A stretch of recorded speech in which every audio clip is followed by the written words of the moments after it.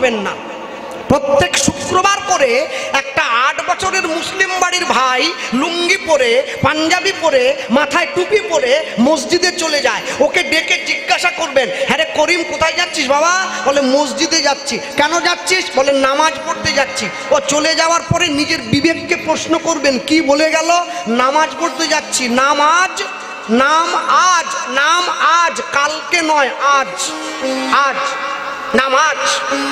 হিন্দু বাড়িতে একটা 80 বছরের বয়স্ক বুড়ি মা, তাকে তুলসীর মালা পরতে বললে সে আবার গাল ফুলিয়ে বলে, আমার এখন অনেক দেরি আছে। তোমাকে নবান্ন থেকে মুখ্যমন্ত্রী লিখে দিয়েছে তুমি 100 পর্যন্ত যাবে। মনে রাখবে, মানুষ নিজের কর্মগুণে নিচে নেমে যাচ্ছে। যাদের গ্রামে এই রকম মন্দির আছে, নাট মন্দির তৈরি আছে, কালী মন্দির, শীতলা মন্দির, দুর্গা মন্দির আমি দেখেছি আমার গ্রামেও পর্যন্ত। কীর্তন হয়ে যাওয়ার পরে সারা বছর মন্দিরের বারান্দায় আলো জ্বালিয়ে হিন্দু বাড়ির ছেলেগুলো বসে বসে তাস পিটোচ্ছে। আজ পর্যন্ত দেখাতে পারবে কোন মুসলমান ভাইদের গ্রামের মসজিদে সন্ধ্যের পরে আলো জ্বালিয়ে মসজিদের বারান্দায় তাস খেলা হয়? কেন বলুন তো? তারা ধর্মকে সম্মান করে, আমি করি না। যার জন্যে আমাদের জীবনের এই দেখুন, ওই দেখুন যাচ্ছে, এক্ষুনি ওর কথা বলতেছিলেন, দেখেছেন?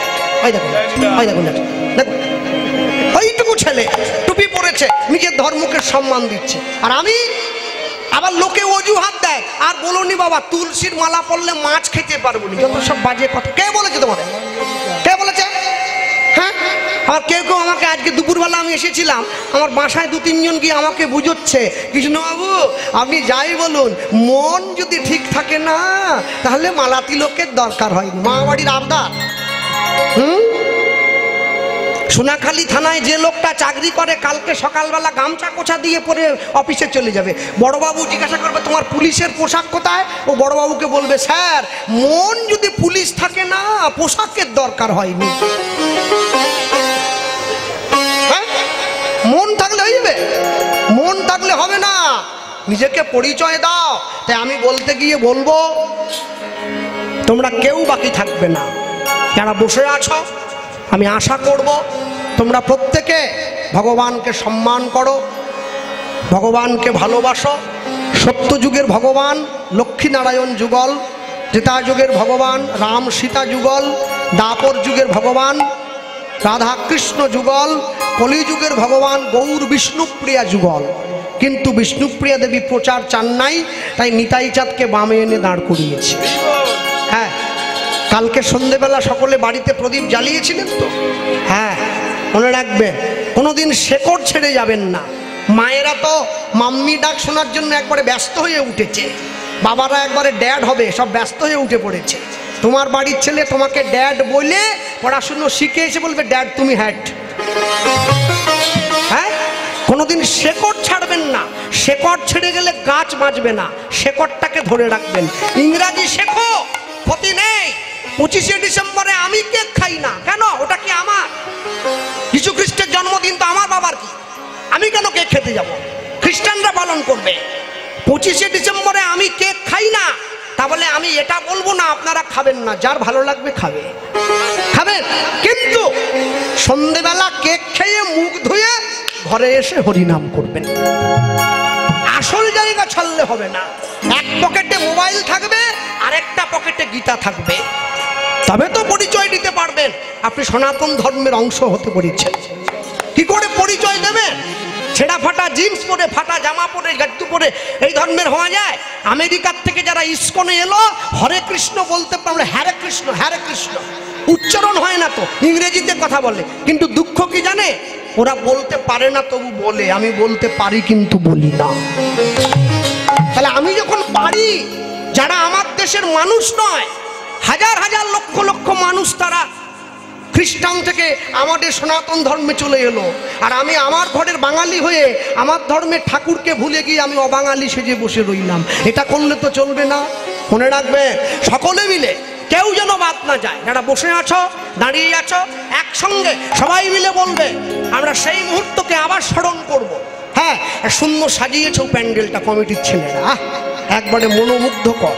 বাহ, আমি বলতে গিয়ে সবার আগে বলবো হাতে তালি দিয়ে কেউ যেন বাদ না যায়, সকলে মিলে বলো জয় রাম জয় রাম জয় জয় রাম জয় রাম জয় রাম জয় জয় রাম। উলুধ্বনি জয় রাম জয় রাম জয় জয় রাম। হাত উপরে তোলো। জয় জয় রাম।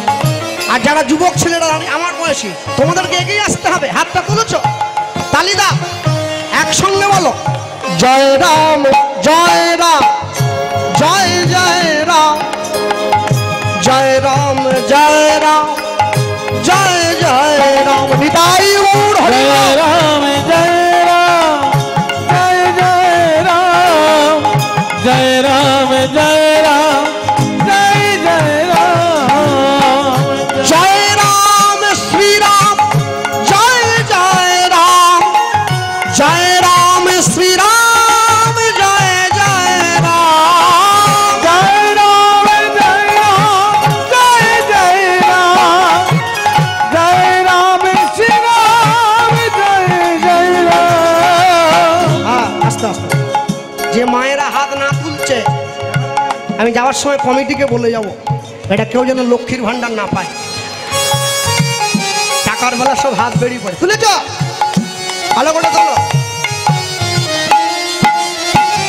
জয় রাম শ্রীরাম জয় জয় রাম জয় রাম শ্রীরাম জয় জয় রাম। জয় রাম শ্রী রাম জয় জয় রাম। জয় রাম শ্রী রাম জয় জয় রাম। জয় রাম জয় রাম জয় জয় রাম জয় রাম শ্রীরাম জয় জয় রাম। নিতাই গৌর হরি রাম জয় রাম জয় জয় রাম। জয় রাম শ্রী রাম জয় জয় রাম। এটা বলেছেন, যত সুন্দর করে এটা বললেন। আমরা বাঙালি ঘরে আমাদের বাঙালি ঠাকুরের জন্য বলবো হরে কৃষ্ণ কৃষ্ণ কৃষ্ণ হরে হরে হরে রাম রাম রাম হরে হরে। হরে কৃষ্ণ কৃষ্ণ কৃষ্ণ হরে হরে। হরে রাম রাম রাম হরে হরে। হরে কৃষ্ণ কৃষ্ণ কৃষ্ণ হরে হরে হরে রাম রাম রাম হরে হরে। নিতাই গৌর হরি হরে কৃষ্ণ কৃষ্ণ হরে হরে। হরে রাম রাম রাম হরে হরে। अरे बोले भाई भगवान रामचंद्र जी की जय। निताई गौर प्रेमानंद हरि बोल। निताई गौर हरि हरि। हरि हरि बोल। हाँ, একদম শেষে গিয়ে গৌরাঙ্গ বলিয়া না গেলাম বলিয়া কেমনে ধরিনু দে কেমনে ধরিনু দে। বাসু ঘোষ হিয়া পাশান দিয়া বিধি কেমনে গড়িয়াছে মনোবিধি কেমনে কেমনে গড়িয়াছে। আমরা ছোট্ট করে গৌরচন্দ্রিকা শুনলাম, চলো লীলা মাধুর্যে প্রবেশ করি। আমি যা গাইতে গিয়ে গাইব এই জায়গায় আমরা প্রথম এসেছি, আর বলতে গিয়ে সবার আগে যেটা বলার সেটা হলো একটাই কথা, অন্য কিছু নয়। যেখান থেকে আমি এসছি আমার বাড়ি হচ্ছে পশ্চিম মেদিনীপুর। হ্যাঁ, তাকে আপনারা এক কথায় জঙ্গলমহল বলেন, মাওবাদী কিষাণজির কথা বলছি, আমরা ওইখানকার লোক। আর মেদিনীপুরের লোক দেখলেই চিনতে পারবেন কি করে জানেন? এখন তো অনেক উন্নত হয়েছে। আগে আপনাদের কলকাতা 24 পরগনায় গান করতে এলে আমাদেরকে থাকার জায়গা ভালো দিত নি। কেন? মেদিনীপুরের লোক গোটা বছর সর্ষের তেল মাখে। শীত গ্রীষ্ম বর্ষা বৈশাখ মাসে মানুষের গা পুড়ে যাচ্ছে, আমাদের সর্ষের তেল দরকার। ওই বুঝবেন মেদিনীপুর। আর আঁটুর ওপরে কাপড় পরা সম্ভব, আঁটুর ওপর। হ্যাঁ, আর টায়ার কেটে জুতো তৈরি করেছে। আর মোরামের লাল ধুলো একবারে ভর্তি হাঁটু পর্যন্ত। ওই তখন আপনি আরেকটা লক্ষণ আছে, গলায় তুলসীর মালা দেখবেন, তেল চপচপে তুলসীর মালা, ওই মেদিনীপুরের লোক। হ্যাঁ, আমাদের দক্ষিণ চব্বিশ অনেক জায়গায় আছে, দেখা যায়, মনে রাখবে সব সময়ের জন্য। হ্যাঁ, আমরা যে যাই করি, যেভাবেই চলি, কোনোদিন নিজের সত্তাকে বাদ দিতে পারি না। তো যেখান থেকে আমি এসেছি অনেক কথা বলার আছে, বলবো সবই। যেখান থেকে আমরা এসছি, আমাদের বাড়ি হচ্ছে পশ্চিম মেদিনীপুর। আমার মেদিনীপুর জেলাটা শেষ হয়ে গেলে একটা জেলা পড়ে, যে জেলাটার নাম হচ্ছে বাঁকুড়া জেলা, তারপরে বীরভূম, তারপরে পুরুলিয়া, তারপরে ঝাড়খণ্ড। যত ওইদিকে যাবেন গরমও বাড়বে, ঠান্ডাও বাড়বে একটু। তা সবার আগে বলতে গিয়ে বলবো, এই বাঁকুড়া জেলায় গায়ে ফুটোস নি রে মা, এইখানে এদেরকে আমার বড় ভয়। হ্যাঁ বাবা, মাথা খারাপ, তুই গায়ে ফুটি দিলে একবারে।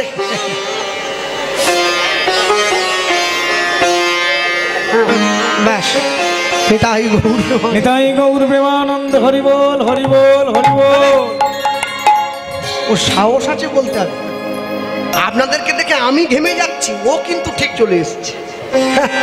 যাক, তা আমি বলতে গিয়ে বলবো সবার আগে এটা বলা, যেখান থেকে আমরা এসছি মেদিনীপুর, এই মেদিনীপুরের পরে জেলাটার নাম হচ্ছে বাঁকুড়া জেলা।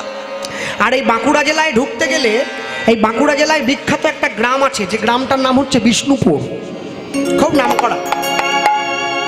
আপনি যদি বিষ্ণুপুর গ্রামে যান, কোনোদিনের জন্য যদি যান, খড়গপুর থেকে ট্রেন যায়, লোকাল ট্রেন, 20 টাকা ভাড়া।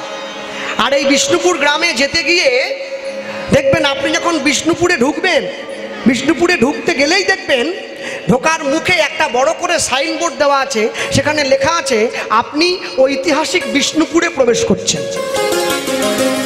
হ্যাঁ, কি করে বুঝবেন ঐতিহাসিক বিষ্ণুপুর? আপনি যখনই বিষ্ণুপুরে ঢুকলেন, বিষ্ণুপুরের মাটিতে পা দেওয়ার সঙ্গে সঙ্গে, আপনি গ্রামে যাওয়ার সঙ্গে সঙ্গে দেখবেন রাস্তার দুদিকে বাড়ির মা বোনেরা বসে আছে, পোড়ামাটির তৈরি জিনিস বিক্রি করছে। বিষ্ণুপুরের তৈরি পোড়ামাটির জিনিস গোটা জগৎ বিখ্যাত, মাটির শঙ্খ, মাটির কড়া, মাটির খুন্তি, মাটির হাঁড়ি সব। আর এই প্রবেশ করে যখন দেখতে পাবেন ওই পোড়ামাটির জিনিস বিক্রি করছে, এজন্য বিখ্যাত। আর ওই বিষ্ণুপুরে আরেকটা ঠাকুর আছে, যে ঠাকুরটার নাম হচ্ছে মদন মোহন। মদন মোহন হচ্ছে কুচকুচে কালো, একদম গায়ের রং কালো। কিন্তু আশ্চর্য কি জানেন, এই যে আপনাদের মন্দিরে রাধাকৃষ্ণ বসে আছে, এই ভগবানের বিগ্রহ, এত সুন্দর মূর্তি, এই বিগ্রহকে 1 বছর হোক 2 বছর হোক রং করতে হয়, সাজাতে হয়, পরিষ্কার করতে হয়, ময়লা পড়ে যায়। তো বাঁকুড়া বিষ্ণুপুরে যে ভগবান বসে আছে মদন মোহন, আজকে 400 বছর ধরে একইভাবে বসে আছে, কোনোদিন স্নানও করানো হয়নি, সাজানো হয়নি, রঙও করা হয়নি। আপনি কালকে যদি গিয়ে দর্শন করেন, দেখলে ভাববেন যেন এক্ষুনি কিনে কেউ বাজার থেকে এনে বসিয়ে দিল। এটাই হচ্ছে তার মহিমা। হ্যাঁ, কেন জানেন? সবসময় মনে রাখবেন, যুক্তি তর্কের অনেক ঊর্ধ্বে হচ্ছে ভক্তি। এমনও ভক্তের ঘর আছে যেখানে ভগবান নিজে হাতে খেয়ে গেছে, তার চিহ্ন পর্যন্ত পড়ে আছে। যুক্তি দিয়ে কোনোদিন সবকিছু লাভ করা যায় না। যুক্তি দিয়ে তো পাণ্ডিত্য অর্জন হয়, যুক্তি দিয়ে মানুষের সঙ্গে তর্ক করে তার্কিক হওয়া যায়, কিন্তু যুক্তি দিয়ে কোনোদিন অন্তর থেকে নিজেকে ভক্ত বলে পরিচয় দেওয়া যাবে না। হ্যাঁ, যে সমস্ত মায়েরা বসে আছেন, আপনারা চাইলে আপনাদের বাড়ির ছেলে মেয়েদেরকে ডাক্তার, ইঞ্জিনিয়ার, উকিল, ব্যারিস্টার তৈরি করতে পারবেন, কিন্তু চাইলে বাড়ির ছেলে মেয়েদেরকে ভক্ত তৈরি করতে পারবেন না। তাহলে তো দেশে সাধুর সংখ্যা বেড়ে যেত, চোরের সংখ্যা কমে যেত। দেশে চোর বেড়ে গেছে, সাধু কমে গেছে। তাহলে বুঝতে হবে, চোর হওয়া বড্ড সোজা, কিন্তু সাধু হওয়া এত সোজা না। হরিবাসরে দাঁড়িয়ে সান্ধ্যকালীন কীর্তনে আমাদের আলোচ্য গীতব্য লীলা মাধুর্য যা পরিবেশন হবে, লীলা পুরুষোত্তম বাঁকুড়া বিষ্ণুপুরের মদন মোহন। নিতাই গৌর প্রেমানন্দে, হরি বল হরি বল। আমি একদম বলতে গিয়ে শুরু থেকে বলবো, সবার প্রথমে দাঁড়িয়ে কি দেখো, বিষ্ণুপুরে ছিল এক, ছিল এক, ছিল এক, নিতাই গৌর প্রেমানন্দ হরি বল। ওগো বিষ্ণুপুরে বিষ্ণুপুরে ছিল ছিল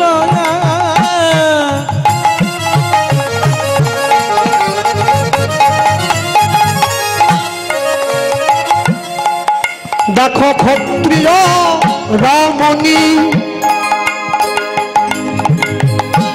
দেবতী যে ভক্তি সদাই সে যে ভক্ত শিরোমণি। ওগো বিষ্ণুপুরে ছিল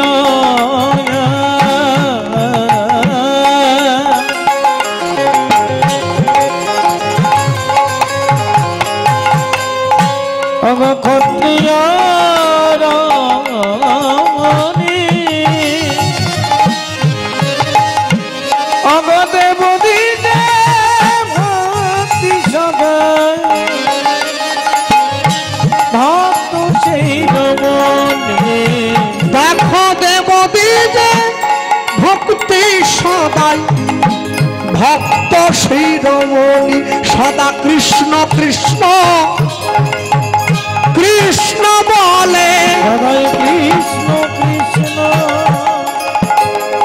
কৃষ্ণ বলে সবাই কৃষ্ণ কৃষ্ণ কৃষ্ণ বলে। সদাই কৃষ্ণ কৃষ্ণ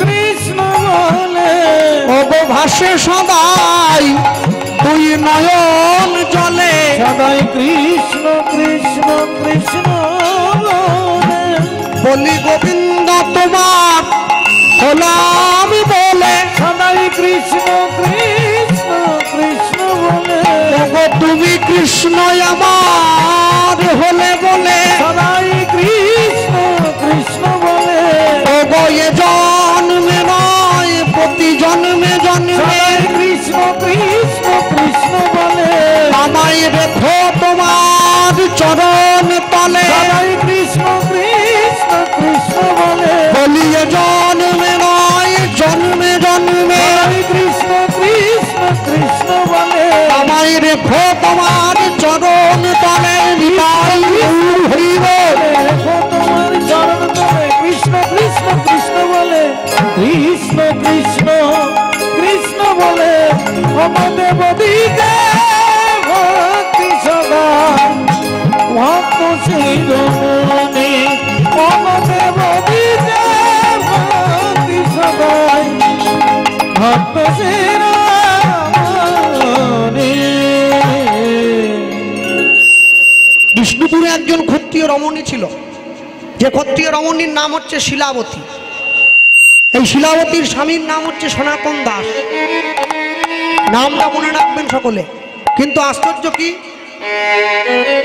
আমি বলতে গিয়ে সবার আগে বলবো, স্বামী স্ত্রী দুইজনার সংসার, কিন্তু আশ্চর্যের বিষয় হলো এই সনাতন দাস দেশের হয়ে যুদ্ধ করতে যেত, সৈনিক ছিল। আর শিলাবতী সে এই সংসারটা সামাল দিত একা। বাংলায় একটা মানুষে কথা প্রচার করে, মানুষের মধ্যে একটা কথা প্রচার আছে। কি কথা বলে? সংসার সুখের হয় রমণীর গুণে। দেখবেন লোকে বলে আছে, এটা যেমন প্রচার আছে, এর সঙ্গে আরেকটা কথা প্রচার আছে। কি? গুণবান স্বামী যদি থাকে মায়ের সনে তবে সংসার সুখের হবে, না হলে হবে না। হ্যাঁ, স্বামী প্রত্যেক দিন রাত 12টায় ফিটিং হয়ে বাড়ি চলে আসবে, সে সংসার সুখের হবে না, দুঃখে ভরে যাবে। সংসারকে সুখী করতে গেলে মায়ের সঙ্গে সঙ্গে তার স্বামীকেও অনেকটা ভালো হতে হবে। সংসারকে সুখী করতে গেলে সংসারী মায়ের জীবনে প্রাথমিক কিছু কর্তব্য আছে, যে কর্তব্যগুলো মাকে পালন করতে হবে। সংসারী মায়ের প্রথম কর্তব্য কি? সংসারী মায়ের প্রথম কর্তব্য, সংসারী মা প্রতিদিন সূর্য ওঠার আগে ঘুম থেকে উঠবে। হ্যাঁ, এখন কারো সূর্য যদি বেলা 12টায় ওঠে, সে দোষ কিন্তু আমার নয়, ওটা আপনার ব্যক্তিগত। সংসারী মায়ের দ্বিতীয় কর্তব্য, সংসারী মা প্রত্যেক দিন প্রাতঃকালে স্নান করবে সকালবেলায়। হিন্দু ধর্মশাস্ত্র অনুযায়ী 4 রকম ভাবে মানুষের স্নানের কথা বলা হয়েছে। 4 রকম। 4 রকম কি কি? ভোর 3টে থেকে সকাল 6টা পর্যন্ত যারা স্নান করে তারা দেবতা বলে পরিচিত পায়। সকাল 6টা থেকে সকাল 9টার মধ্যে যারা স্নান করে তারা সাধু, গুরু, মুনি, ঋষি, বৈষ্ণব। সকাল 9টা থেকে বেলা 12টা পর্যন্ত যারা স্নান করে তারা মানুষ।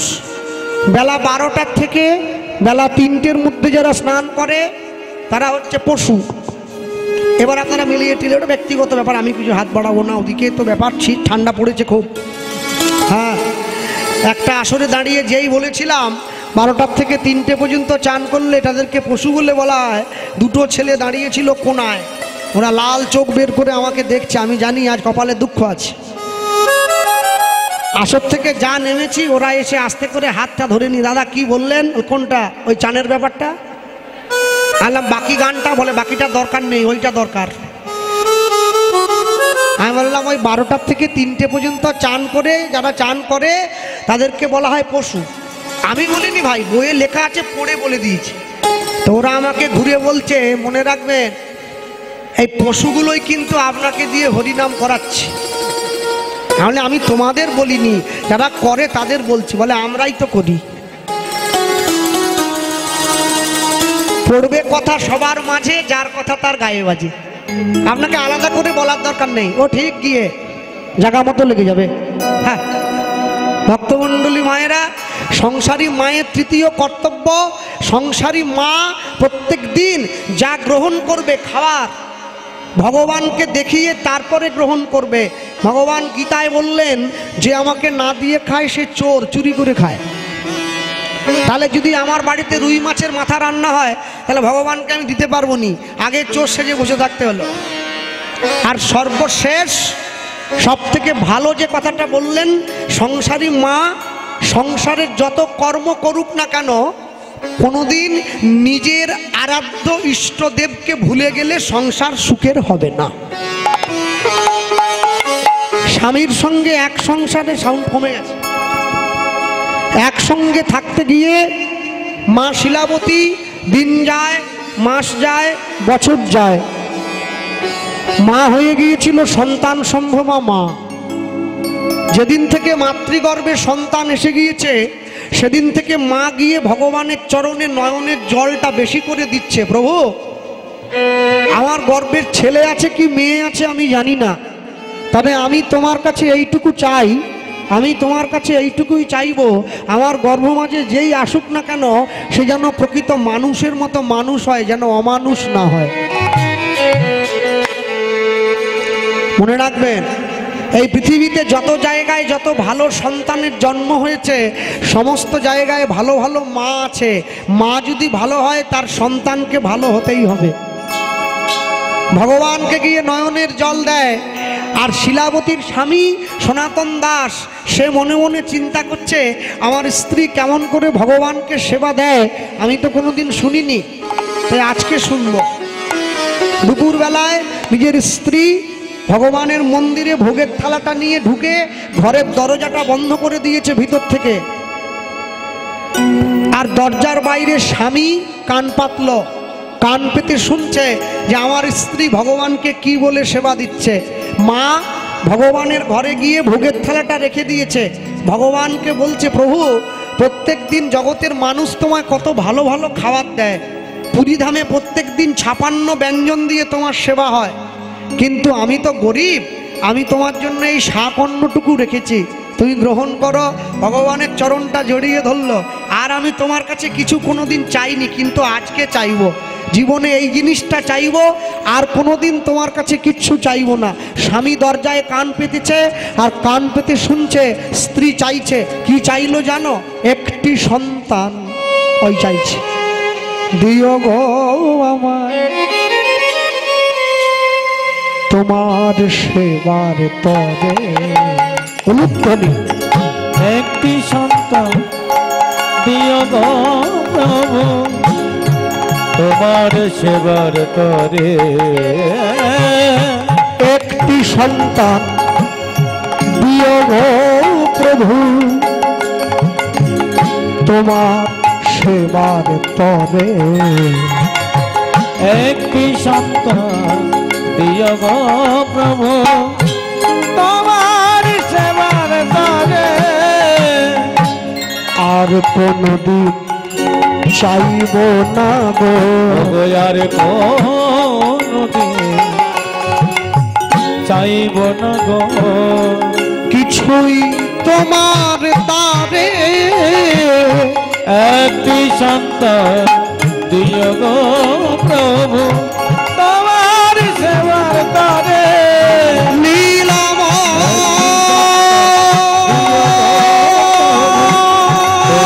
সেবার তরে আমায় দয়া করো সেবার তরে দয়া করো দিও গো দয়া করো